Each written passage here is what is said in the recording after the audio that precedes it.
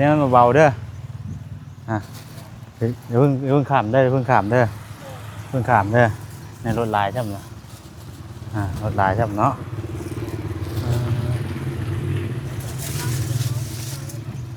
เอาละเอานี่เอานี่อีกก่อนปึ้มน้ำเพียงไงปึ้ม 2 โลกลับทางก่อนจะเต็มเลยเพื่อนคือเก่ามันนี่ก็เป็นยังไงเนาะเนาะมาม่าแก๊ส1แล้วก็มีไข่ไข่2 เตะพี่น้องเลยไข่2 เตะซื้อมาไว้ให้พากันต้มทอดเฮ็ดอะไรก็ได้แต่เนาะมักอะไรก็เฮ็ดกินเด้อซื้อไข่ซื้ออย่างแล้วมาให้พี่น้องเลยไอ้ตู้แล้วก็มีหมูพี่น้องเนาะชิ้นหมูน้ำชิ้นหมูนี่เอาไปใส่ตู้ไว้เด้อมันสิเอาน้องเพชรมาเลย2 โลน้องเพชรจะได้เขียนบัดนี้เนาะไปโรงเรียนมือได้เลยซื้อแต่ปุ๊บป้าไว้น้องผัดจีเสียงคนไหวโรดบัดนี้เนาะอันนี้ก็มีชันไล่นี่เนาะล่างได้เป็นปีพี่น้องเอ้ยแล้วก็เป็นพวกแปรงสีฟันยาสีฟันเด้อนี่เด้อแปรงนี่ก็ครบกันเลยแปรงนี่เด้อพี่น้องเอ้ยเนาะแล้วก็มีแฟบน้ำเด้อ2 ถุงพี่น้องเอ้ยเนาะ2 ถุงสบู่เป็นแพ็คเลยเนาะนี่ก็แม่นพี่น้องเอ้ยอันนี้ยาสระผมตัวนี้เนาะยาสระผมตัวนี้พี่น้องเอ้ยโดยใส่เบิ่งอยู่พอดีบ่พอดีเลยเอาไปใส่เบิ่งนะถืออยู่เนาะโอ้ยพอดีแล้วนี่ขาดพอดีพี่น้องเอ้ยอันนี้น้องเพชรอันนี้ล่ะโอ้งามซ้ำบางแน่น่ะพี่น้องเอ้ยเนาะชื่อเกือบเด้อใส่เบิ่งอยู่ห่าพอดีบ่ใส่เบิ่งดูป้าวันป้าเป้าก็มีน้ำเพิ่นเด้ป้าให้งามเบิ่งถูเอากันถูเอาพี่น้องเอ้ยงามเนาะบ่ต้องควันถูเอาก่อนถูเอาโอ้เอาว่าพร้อมพี่น้องเนาะกระเป๋าใดกระเป๋างามบัดนี้พอลงเรียนมันก็เป็นกระเป๋ารุ่นดีแน่พี่น้องเนาะนี่มันนี่มันจะใส่ได้ทนเอาแนมพี่นะโอ้ไว้ใส่เครื่องเด้อโดยไว้ใส่เงินพายกระเป๋าพี่น้องเนาะนี่ไว้พายไปโรงเรียนนี่เนาะน้องเพชรไว้ใส่ปึ้มไปโรงเรียนเด้อiPhone ผู้ได้นี่เนาะไว้เปิ้ลรุ่นแอปเปิ้ลผู้ของแท้ได้เลยมันซื้อมาให้มิเตอร์มันเด้เนาะตั้งใจเรียนเด้อบัดนี้เด้อพอดีบ่น้องอันนั้นโจ๊กใส่สวยงามเด้อใส่งามเด้อนี่เป็นชุดเลยนี่โดย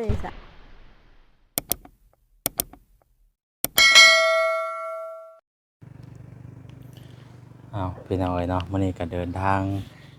ลงมาทางบ้านแม่น้องน้ำเพชรอีกแล้วเนาะอยู่บ้านแก้งกระเบาพี่น้องเอ้ยเนาะแก้งกระเบา บ้านแก้งกระเบาเนาะเดินทางลงมาหาแม่น้องน้ำเพชรอีกแล้วรอบนี้พี่น้องเอ้ยซื้อเครื่องซื้อของมาให้น้องน้ำเพชรเนาะไปเดี๋ยวเฮาเข้าไปหาเพิ่นก่อนทักทายสบายดีพ่อแม่พี่น้องวันสู่คนเด้อพี่น้องเด้อวันนี้ก็เดินทางมาคนเดียวคือเก้าพี่น้องเลยเนาะพอดีแวะเยี่ยมยามทางหมอจิตเพิ่นแล้วก็ลงมาพี่เลยพี่น้องเลยเช้านี้เนาะไปเดี๋ยวเราเข้าไปถามไทยเพิ่นก่อนไป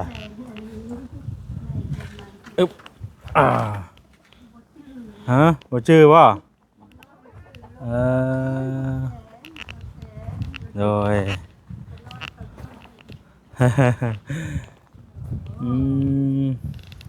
สบายดีเด้อแม่ตัวเด้อสบายดี สวัสดีน้องเป้าโอ้โตมาจื้อว่าอยู่กับไผมานี่อยู่น้ำไม่ใส่ อยู่นั่นไม่เท่า ถ้าเปิดเย็น เอ้ยเพชรโอ้อยู่นั่นไม่เท่าก็เอ้ยเพชรแม่เจ้าได้จ้ะแม่เจ้าไปใช้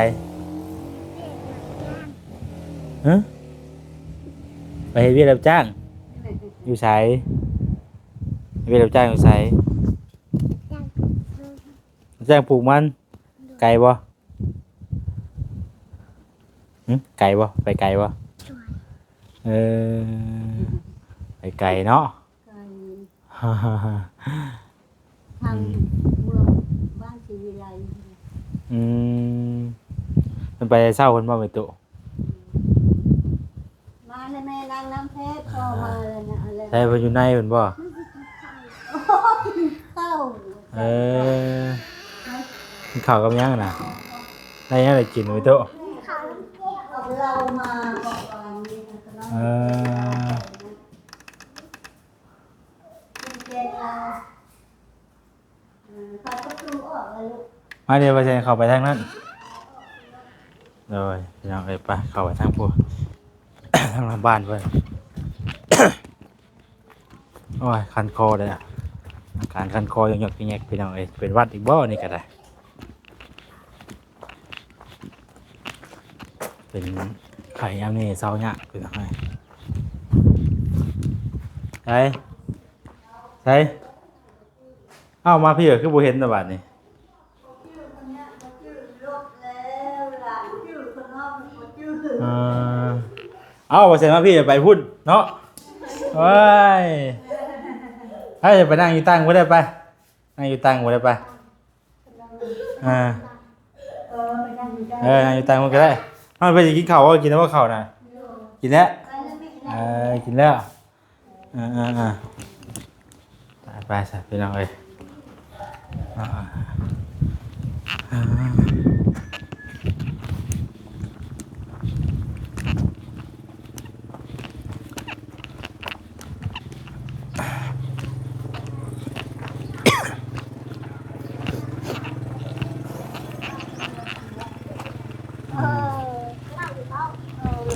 ชื่อเนาะเจ้าแม่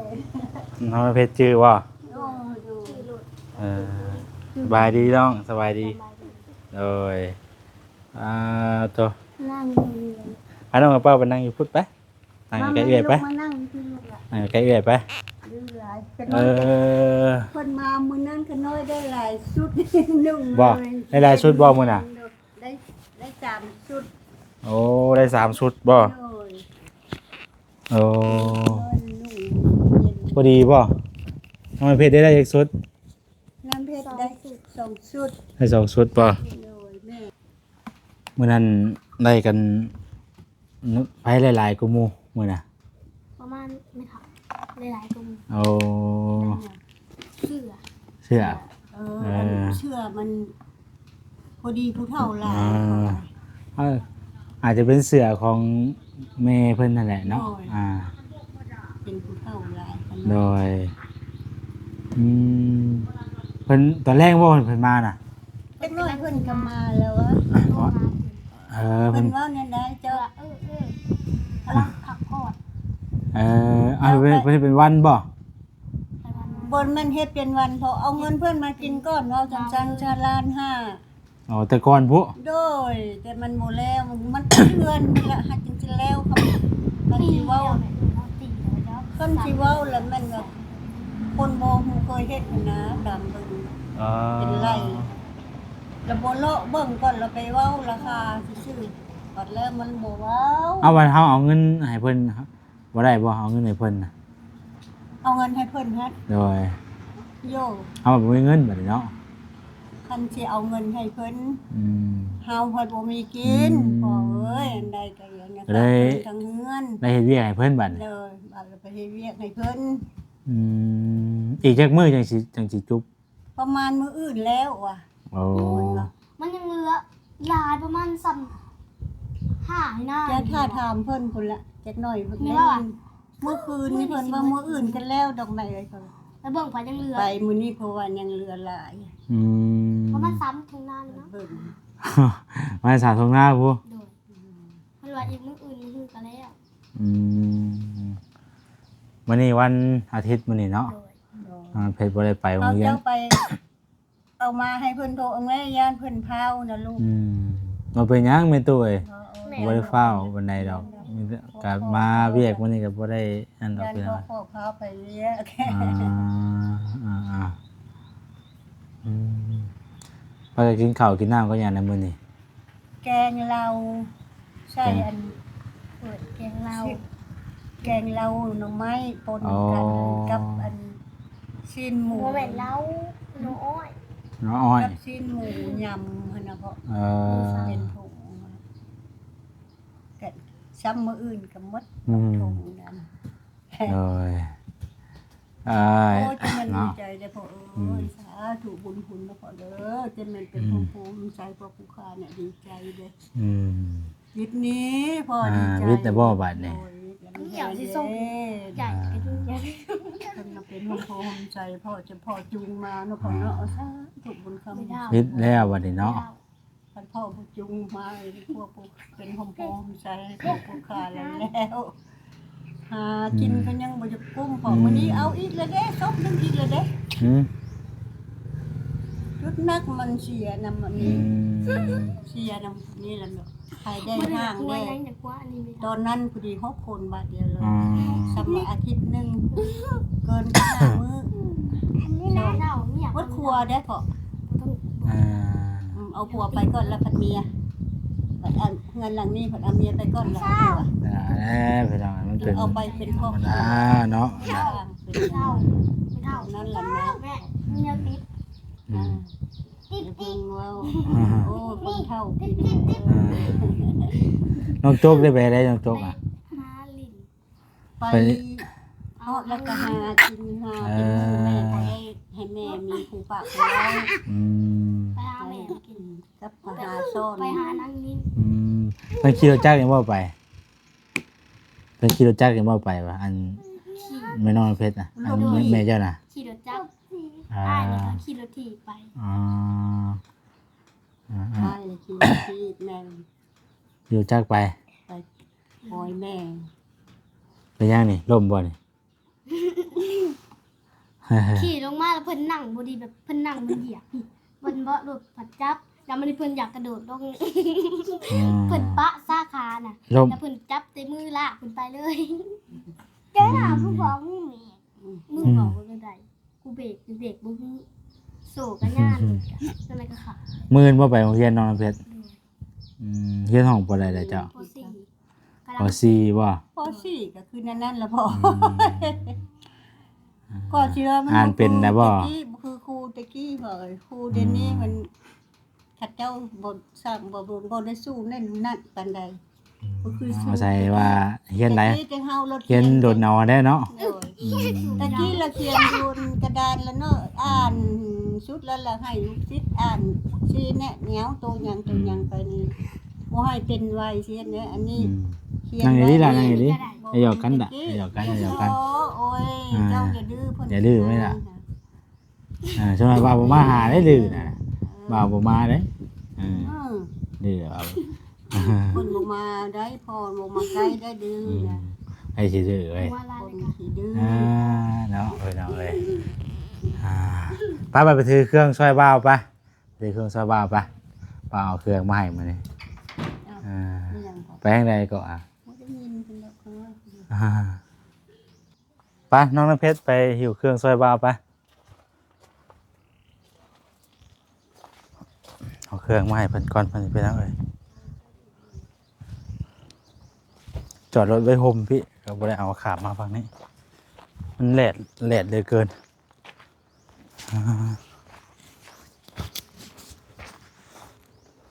เอาเครื่องอุ๊บอุ๊บ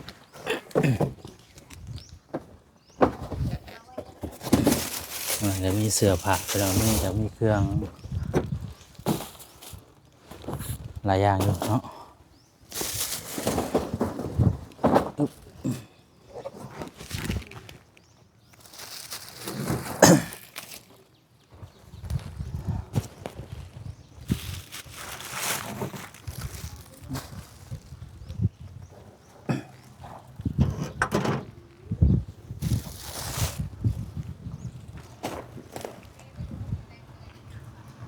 มาแล้วบ่เป็ดเนาะ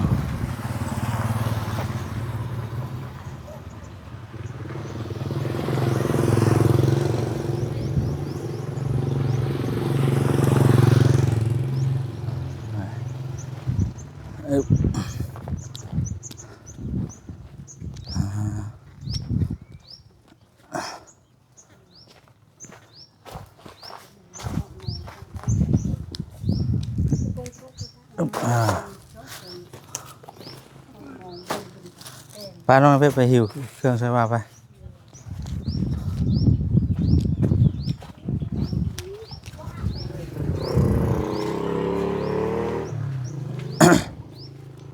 เป้าออกมากันแล้วอยู่ได้บ่ลองรถวางรถเด้อรถได้รถได้ พี่มาทั้งพี่ มาเบื้องนี่เบื้องนี้เบื้องนี้ถือให้มันเบาๆถือให้มันเบาๆเด้อเดี๋ยวเพิ่งขามได้เพิ่งขามเด้อในรถลายใช่ไหมรถลายใช่ไหมเนาะ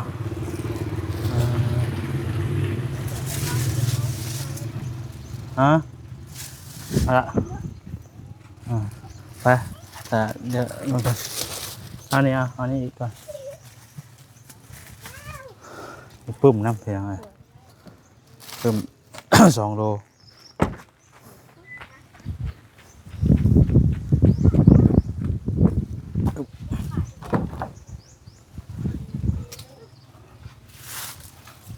สิ้นหมูน้ำ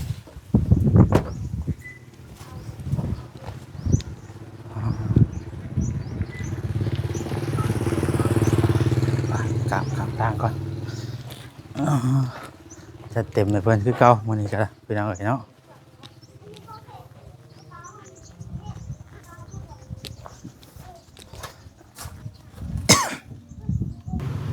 เป็นจังไดเนาะคนเฉพาะจะเห็นรถจักรหลายคันเนาะมันโปร่งศพบ่โอ้โดยทรงสการเนาะมันเป็นทรงสการเป็นจังไดฮะโอ้ทหารบ่แม่ตุโอ้โดยเนาะพี่น้องเอ้ยเดี๋ยวว่าแสนสิแนะนำเครื่องก่อนเด้อบาดนี้พี่น้องเอ้ยแนะนำเครื่องก่อนโอ้อยากลบหน่อยนึงเนาะว่าแสนดื่มใส่จุกกันนี่พี่น้องเอานั่งดีๆงามๆเด้อบัดนี้เด้อเอาพี่น้องเดี๋ยวสิแนะนำเครื่องก่อนเนาะว่ามีอย่างแน่มื้อนี้สิบ่ล่มบ่ล่มแท้เนาะพี่น้องเอ้ยอยากลมๆหน่อยนึงลมแห้งมื้อนี้ก็ได้เนาะก่อนยังเครื่องเฮาพี่น้องเอ้ยโตเต็มโต๊ะเลยนี่เนาะเต็มโต๊ะเต็มตังเลยพี่น้องเอ้ย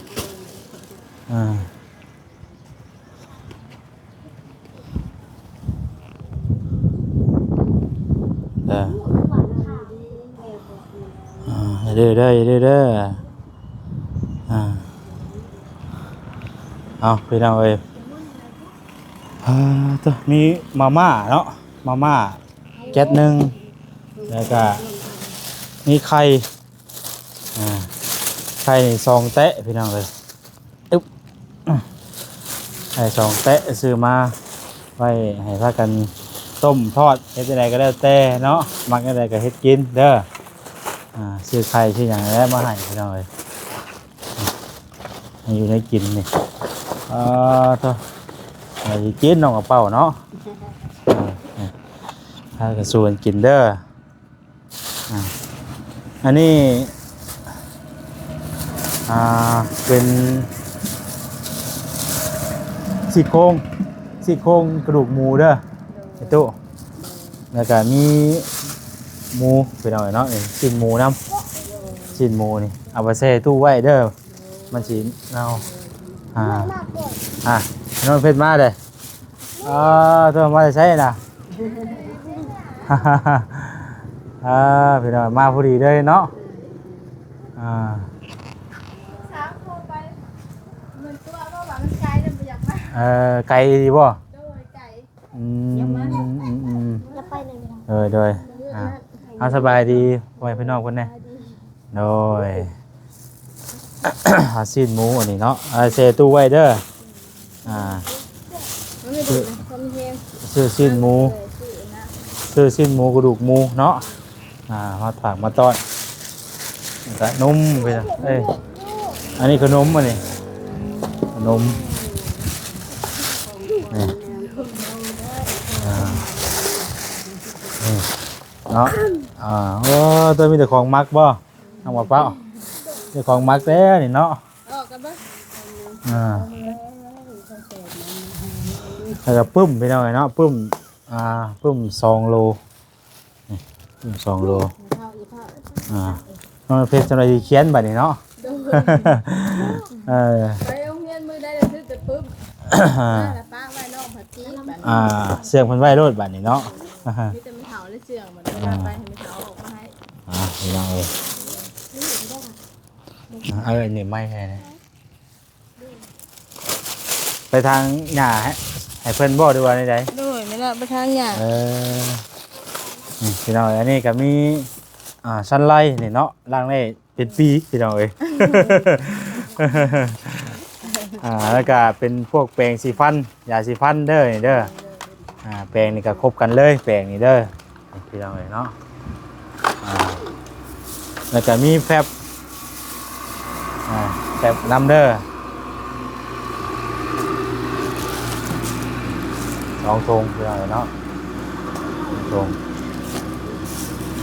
สบู่เป็นแพ็คเลยเนาะ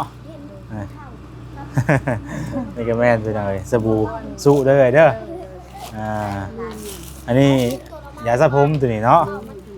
ยาสระผมตัวนี้พี่น้องเลยว่าอย่างไรอย่าเพิ่งว่า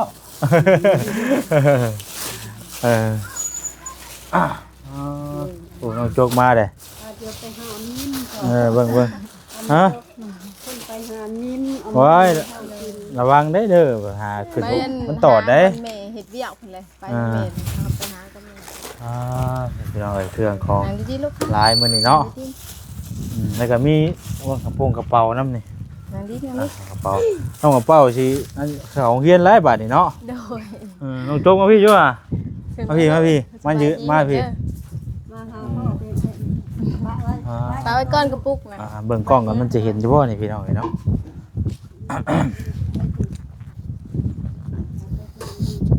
เห็นอยู่ เจ้าบ่เมื่อยเจ้าบ่ ป้าตุ๊ปั่นรถถีบบ่ได้แม่นใกล้ๆเนาะขนาดขี่รถจักรก็ยัง มาถ่ายอยู่ ขี่รถจักรยังเมื่อยมาหาเมื่อย มาแม่เข้านั่งเตียงที่ลูก โอน าง เค ดีๆลูกนางดีๆผมแซนเจน โอ้ย นางดี ตั้งกล้องไว้พี่น้องเอ้ยเนาะ ๆโดย นี่ใส่เบิ่งอยู่นี่น้องโจกเกิบโดยใส่เบิ่งอยู่พอดีบ่ พอดีเลย เอาไปไปใส่เบิ่งนะถืออยู่เนาะโอ้ยพอดีแล้วนี่ใส่น้อยหลายมันก็ยากซื้อเผื่อไว้อย่าว่ามันหัดใส่บ่ได้ให้กูใส่บ่ได้ เกือบขาดพอดี พี่น้องเอ้ยอันนี้น้องเพชรอันนี้ล่ะ ถูกเอาไหมลูก โอ้งามซ้ำบางแน่น่ะพี่น้องเอ้ยเนาะซื้อเกือบเด้อใส่เบิ่งอยู่หาพอดีบ่ ใส่บังดู ป้า ป้าเวัน เป้าป้าเป้าก็มีน้ำเพิ่นเด้ยป้าให้งาม ให้งามเบ้ย ถูกเอาถูกเอากันถูกเอา พี่น้องเอ้ยงามนี่เนาะ พอดี ถูกงามเลย ใส่เบิ่งอยู่อ่ะ ใส่บังดูป่ะดิ โอ้ ใส่บังดู ก็ตากแดดมันก็นั่นตีนเพิ่นอยากยาวเนาะ ตีน กะเอาบ่แซงก็ได้เนาะพี่น้องเอ้ย น้องใส่บังดูน้องใส่บังแกเป็นบ้านเพชร เด้แล้วก็มีธงพร้อมนี่ เอาของคนก็ บุทองควันถูกเอาก่อนถูกเอา โอ้ย เตียง ได้เข้าเฮียนแล้ว มันน้ำเพชรบัดเดี๋ยวไว้ใส่ เดี๋ยวไอ้ผู้ได้ธงงามอีกได้นี่โอ้ธงก็งามซะผมไงสีธงก็เข้ากับคนเลย เลยซื้อกระเป๋ามาพร้อมพี่น้องเนาะ กระเป๋าใดอันกระเป๋างามบัดนี้เขาลงเรีย มัน นก็เป็นกระเป๋ารุ่นดีแน่พี่น้องเนาะนี่ มวนนี่มันจะใส่ได้ทน เอาแหนมเพิ่นสินะ หลายกระเป๋า โอ้ยไว้ใส่เครื่องเด้อเด้อ โดย ไว้ใช้เงิน พายกระเป๋าพอดีเลยค่ะสิโดบ่เคยพายกระเป๋าจักเทื่อโอ้จนมีเงินแล้วเนาะเจ๊แล้วบัดนี้เห็นพายกระเป๋าแล้วเจ๊ ดีแล้วที่ว่าเพิ่นทวงเฮามีเงินน่ะบ่มีก็ยาขอแต่เพิ่นโอ้มีไว้ก่อนแหละพ่อ เห็นพายกระเป๋าแล้วเจ๊แล้วเป็นเจ๊แล้วเนาะบัด นี่กระเป๋านี่ว่าจะซื้อรุ่นดีเด้อพี่น้องเนาะนี่ โดย ไว้พายไปโรงเรียนนี่เนาะ โดย น้อง หลับไหมลูก น้องเพชรไว้ใส่ปึ้มไปโรงเรียนเด้อ บ่พอดีบ่มีอันกระเป๋าขาด ใส่ไว้ได้ใช่ ถือเอา ถือ แม่ เอา บอกให้ใส่กระเป๋าอันนั้นก็บ่ใส่ มันมั่นได้อันนี้นะแพ้มั่นได้ แม่ผัดบ่มีเงินซื้อบัดนี้ได้มาผัดจ่ายทางอื่นเบิด มันจะเป็นแพ้มั่นได้นี่กระเป๋ารุ่นนี้พี่น้องเนาะไอโฟนผู้ได้นี่เนาะไอเปิ้ล รุ่นแอปเปิ้ล ครับ ของของแท้ถ้าได้รู้เอ้ยมันซื้อมาให้มีแต่เติวกับ มั่นเด้เนาะตั้งใจเฮียนเด้อบัดนี้เด้อ อ่ะใช่ กัน ใช่ ตั้งใจเฮียน จังจะเฮียนมันอ่านได้เขียนออก ถ้าต้องใส่มันอยู่หาต้องใส่ก็เอาอยู่หามันพอดีบ่ ดี ปั๊บเอาบางสันบางยาวก็ปั๊บเอา น้ำไม่ใส่ให้นะ อืม ไม่ใส่ทรายให้ อืม หักษาเด้ออย่าให้มันเปื้อนเด้อ เปื้อนเด้อ มาแล้วก็ไว้เป็นระบบระเบียบบัดบ่ให้ปะถิ่นสถิ แม่เพราะว่าธงมันมั่นได้ธงรุ่นดี กระเป๋ากับเขาโรงเรียนบัดนี้ที่เขาได้จังไดเอาก็เขาได้ให้เนาะ นี่พี่น้องจะซื้อเสือมานำนี่ เลย ตัวนี่น้องเพชรเป็นผู้สาวแล้วบัดนี้เนาะ จักกูสิซื้อว่าจังไงสิซื้อได้เด้เสือนี่เนาะบาทนี้ว่ะผู้เสือยืดได้แบบช่วง พอดีอากาศร้อน ไปใส่มึงอยู่หั่นล่ะมันพอดีบ่ พอดี พอดีบ่ พอดีพอ พอดีบ่มันยืดเนาะ เลยพอดีแล้วแกเอาหนุ่มดู พอดี ลองมึงดูหาลองมึงดูแต่แบบมีชุดกีฬานำ แก้นุ่มให้พ่อเพิ่น ชุดกีฬานี่น้องอันนั้น โจ๊ก น้องโจ๊กใส่เอาไว้ใส่เด้อกีฬา อันนี้น้องบ่เป้าอันนี้ ของป้ามาเลยมาเจ้าเลยมาถูกเอาเลยเนี่ย นี่ มาถูกเอาแล้วถูก งา เอา มนี่ เปอร์เซ็นต์กัน เป็นชุดได้นี่เนาะ ถูกเอากับเปอร์เซ็นต์กัน ใจ เอาถูกถูกงามเด้อ เสื้องามเด้อ ถูกงามลูก นี่เป็นชุดเลยนี่ โดยสะ อ่า เป็นของน้ำเผ็ดอัน ใจได้กระเป๋าไป อันนี้ส่งนี่พูละโตนี่กับน้องน้ำเพชรนี่เด้อกางเกงพี่น้องเอ้ยนี่เบอร์เอลครับเบอร์เอลว่าตัว โทรศัพท์8นี่ ได้ เชื่อแต่ตะผู้สิใส่เนาะเลือกเบิ่งเด้อ ยันแม่ผมเลยถึง แม่บ่ใส่ โดย ใส่เบิ่งเนาะผู้ใดใส่ได้ก็ใส่ โดย นี่พี่น้องเอ้ยกางเกงซื้อกางเกงมาให้เพิ่นนำ โดย ประมาณนี้เด้อพี่น้องเด้อซื้อเครื่องซื้อของมาให้มื้อนี้ก็ได้เนาะ กระเป๋า ครับ ไว้ ซื้ ใส่ อ เงิน นะซื้อเบิ่งอ่ะกระเป๋าแบบนี้น่ะซื้อให้อันเด้พอดีว่าน้องเพชรโอ้พอดีงามเลยให้ป้าลุงคุณเบิ่งเนี่ย ป้าลุงคุณเบิ่งเนี่ยลูก โอ้ เดี๋ยวก็ งามพอดีงามเป็นผู้สาวเลยบัดนี้เนาะ เป็นผู้สาว เลือกถือเก็บเจือบ่ใช่ก็ได้เนาะ เสือทั้งในเพิ่นบ่แก้เอาแล้วลองพายเบิ่งดูเอาไม่เห็น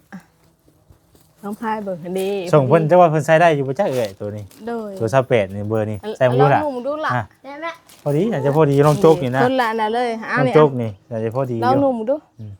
ส่งบอมเด้ ส่งบ่ มันใส่เบา นุ่งมึงดูลูกนุ่มเบิ่ง อันเด้พอดี โดยพอดีเลย พอดี อ่า แน่ได้ส่งงามอีก อันเด้ ดงงามเสืองามเลย อ่า เดินแป้งดีๆ อัน มัน นี้ เดินแป้งดีๆปิ้นให้มัน ปิ่นเนี่ยมันทีเนี่ยมันเที่ยง ปิ้นให้ อั มัน น เด้ เที่ยงลูกหลาน โอ้ยคือผู้สาวข้างแน่บัดนี้ แอลค่ะ นี่มาลูก เออ มันซึ่ง ปิ้นให้มันเชิงอันเด้ก็งามดึงเสือลงบัดนี้ ดึงเสือลงหมดนี่ น้องโจกใส่เบิ่งครับ พอดี มันจะพอดีน้องโจกก็ น้ำนุ่มมึงดูลูกส่งค่ะ ลูกบ้องเจ้าตัวของเจ้า มันไม่สิใส่ให้กระเป๋าค่ะมัน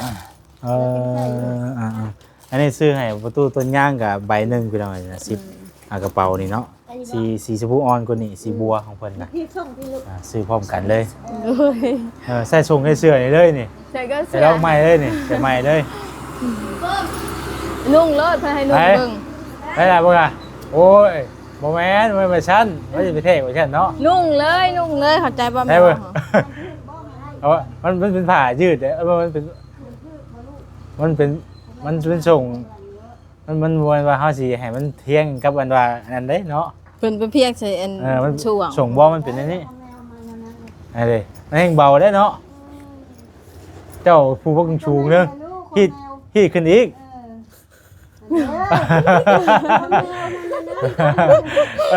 ต้องสร้างของมันเพชรสิเนาะ เลยแม่แล้ว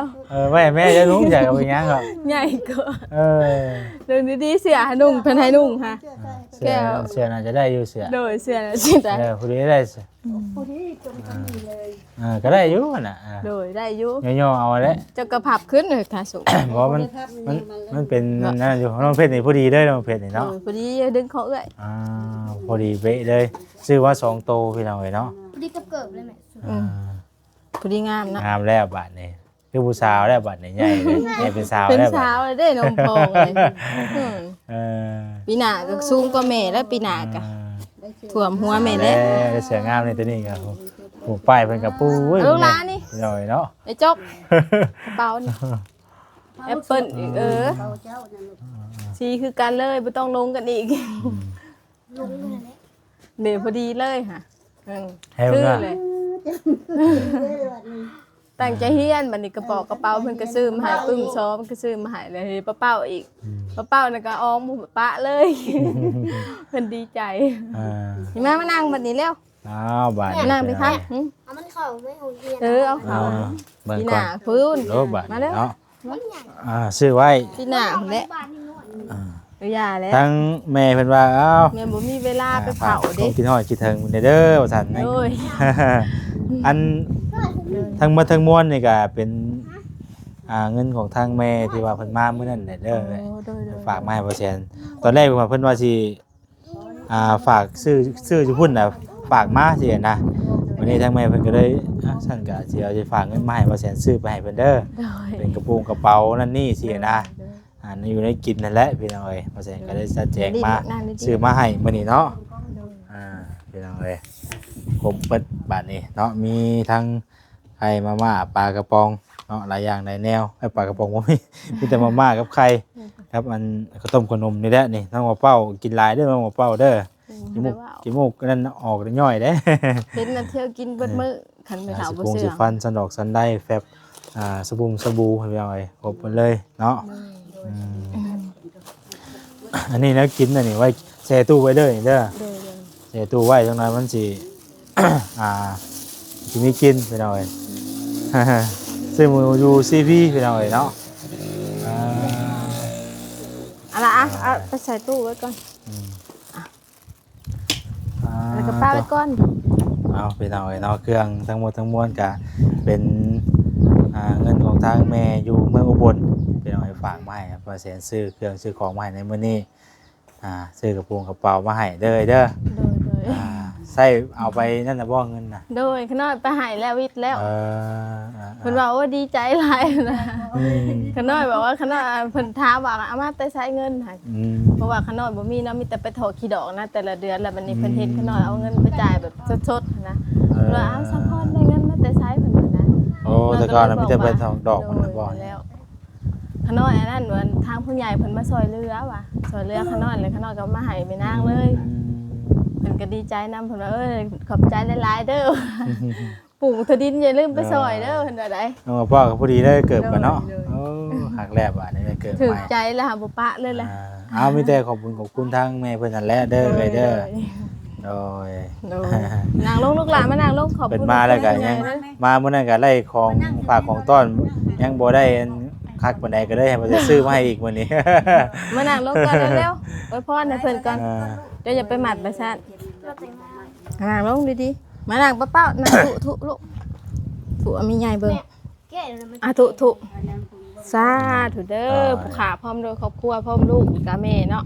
ก็ขออวยพรเอาไส้ให้แม่ใหญ่ใจดีขอเพิ่นอายุมั่นขวัญยืนเด้อความเจ็บอย่าได้ความใครอย่ามีคิดจึงได้ก็ขอได้สมสิ่งสมปรารถนานอนรับให้ได้เงินหมื่นตื่นให้ได้เงินแสนเด้อขอให้เงินไหลนองมาคือแม่น้ำคลอง ไหลห้องมันไม่คือแต่น้ำของ โดย แต่ก็ขอให้เพิ่นทำธุรกิจการงานเนี่ยก็ขอให้ราบให้ลื่นเด้อไปทางใดการเพิ่นตลอดปลอดภัยให้เพิ่นอยู่น้ำลูกน้ำหลานเป็นหมโพหมใจให้ลูกให้หลานอายุ100 ปีพุ่นละจ้าธุ โดยสาธุ โดย เนาะเอาดีใจนำทั้งแม่น้องน้ำเพชรมื้อนี้พี่น้องเอ้ย ไว้พรเพิ่น ได้ แม่ ได้ ลูก เครื่องเข้าของเต็มเลยเนาะ ขอให้บุญคำบุญสูงเด้อพ่อเด้อ โดย ถูกก่อน ขอให้บุญคำบุญสูงเด้อพ่อเด้อให้บุญสวรรค์ ดูดีครับดูดีให้ ค ดี น มี เก็ ให้ บบ่ให้เจ้าได้ของไข่บ่ให้มันนี้ ถูกก่อนลูก มาผ่านมันบ่ให้เดือดศัตรูมันบ่ให้ตกเป็นสิ่ง โดย ยกของน้ำให้สร้างลูกพุกขึ้นนั่งอยู่นั่งกินนั่งกินนั่งทานเป็นเศรษฐีหังดีได้คำพูดมันเนี่ยเด้อเจ้าก็ดี สาธุเนาะ ส่วนนี้ทุกคนมาสดสวยในสุขยุชีวิตของพ่อบุคคา5 ชีวิตนี่ก็ให้เป็นคำบุญสู่เพิ่นให้เงินไหลน้องคือน้ำคลองไหลเข้าเด้อเพิ่นหังคนนี้เกิดชาติใดก็ให้เพิ่นได้นั่งกินเศรษฐีหังดีได้นั่งกินนั่งทานให้ได้เป็นห่มโหห่มใสให้ทุกองค์เด้อ เป็นทุกองค์จ้า สาธุเพิ่นอยู่ดีมีแฮงให้เงิ อั น นเพื่อว่าเพิ่นถ้าอยากซื้อโทรศัพท์ใหม่มื้อนั้น ฮะทั้งผู้ใหญ่โดย อ๋อ ทั้งผู้ใหญ่อยู่ต่างประเทศ โอ้ เพิ่นซื้อมาให้กับแม่ ตัวเก่านะใช้บ่ได้แล้วบ่ ใช่ได้อยู่ อ๋อ ตัวที่ว่าตัวพอเซนซื้อมาให้ตอนไหนมันตายแล้วอะนะ อืม ตัวอันนี้คือว่าแบบขนอยไปเฮ็ดเวียกอยู่วัดแลเพิ่นอยากโทรเวียกโทรงานแล้วบ่มีโทรศัพท์แล้วเพิ่นเอาโทรศัพท์ตัวเก่ามาให้ใช้ อืม แล้วเพิ่นบ่ฮู้ว่าขนอยมีโทรศัพท์หันนะ โดย แล้วก็เลยเพิ่นซื้อมาให้แม่ มัน นะ ก็ซื้อให้เนาะ โดยมาแล้ว คุณแม่ในวัดหั่นแหละโทรศัพท์ค่ะเดี๋ยวเบิ่งให้เปอร์เซ็นต์มาก่อน อ่า เดี๋ยวเพิ่งเด้ของเพิ่นเอาให้ ใจ นอกไปเฮ็ดเวียกอยู่วัดแล้วเพิ่น อ๋อ แบบ นี่ มีเวียก เพิ่ มี น ห เอาให้ ยังอยากโทรแล้วเพิ่นก็เลยหาตัวเก่ามาให้ใช้ โดย เลย อ่า ตัวใหม่นะ เป้าโทรศัพท์น้องเป้าเนาะ โดย มันมีเด็กจุบอก มีเน็ตอยู่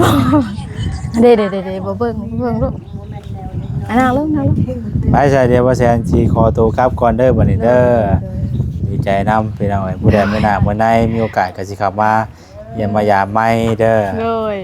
โอ้ย ลูกสาวโทรไปว่าแม่ว่าพอแซนมาเฮ้ยมาตัวแม่นะมาอันนี้ได้ว่ะแม่บ่ว่ะแม่กำลังขึ้นมาแต่เสียหญ้าแม่ยังเมื่อยอยู่ว่ะมาเดี๋ยวนี้แม่สิเมื่อแล้วอ่ะเลย ไปซะเด้อเด้อ โดย เอาเครื่องเอาของเขาไว้บัดนี้ โด เนาะ ยขอบใจหลายๆเปอร์เซ็นต์ก็ได้ โด ให้ ย อายุมันคนยืน โดย เดินทางไปทางกันตลอดปลอดภัยเปอร์เซ็นต์ก็ได้ โดย ให้ห่างให้มีขึ้นกว่าเก่า100 เท่าพันเท่าเด้อ โดย มาสดมาสวยครอบครัว เนาะ บุคคาสาธุ โอ้ย โดย ต่อไปขอให้ โดย นางดีๆข้ามหุ โอ้ ที่สบายดีเด้อเนาะโดย